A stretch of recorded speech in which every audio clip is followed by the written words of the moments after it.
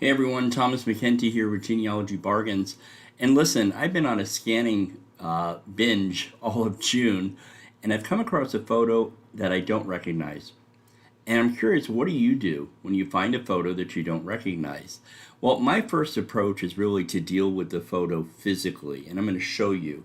So I have a feeling these are my Hanneberg or Presner relatives, German relatives, here in New York and on my mother's side. And this is what I did first. I'm not automatically going to, well, I am going to digitize it. That's a base one. Because if I'm going to fool with this physically, I want to make sure to safeguard that I have something digitized. But this is the photo, and it shows what I think are two of my relatives and their son.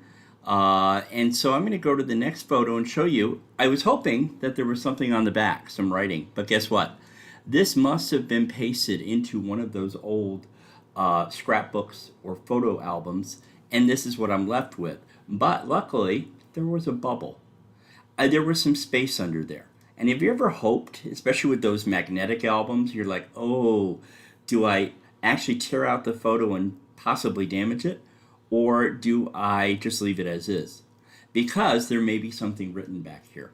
So what I did is I have a set of tools. These are called spatulas or carver sets. They're actually used mostly by chemists. I recommend that you shop on Amazon, and I'll have a link here in the post. And basically, they're very simple. They also sell as archivist tools and spatulas. And what I did is I took, I believe, this one right here that had the broadest point, and I'm going to go over, and right there, you see that I carefully lodged it under this area and took my time. And unfortunately, these were the results. Yeah, nothing. This is the top of the photo. Okay, so this area came out with nothing. Still, hope against hope, I'm going to think, oh, there might be something written up here, right? So what I did is I took a light sponge, I dabbed this with water, and I let it sit. And I dabbed it with water very lightly so that it didn't damage the front of the photo, knowing I still had it digitized. But alas, there really wasn't anything. So I had to give up hope. Now, I also looked very closely at the details. And to do that, I went back to the digitized copy, and I actually went and created it in color. This is using the My Heritage photo tools. I also enhanced it as well. Looking at little clues. Who was in the pictures in the back? The boy is holding a flag, which I didn't realize. What the dress is, what the hairstyle is, what the time period might be.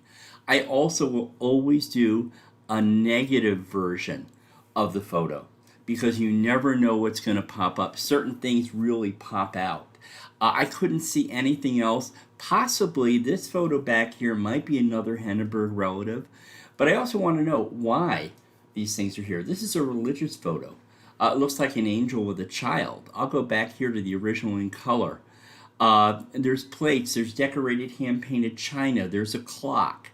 There's another print here that does not look like it's anyone. So that's part one of what to do. This is all before I then go out to social media or I start using the new artificial intelligence tools, which I'm really excited about. So stay tuned for part two.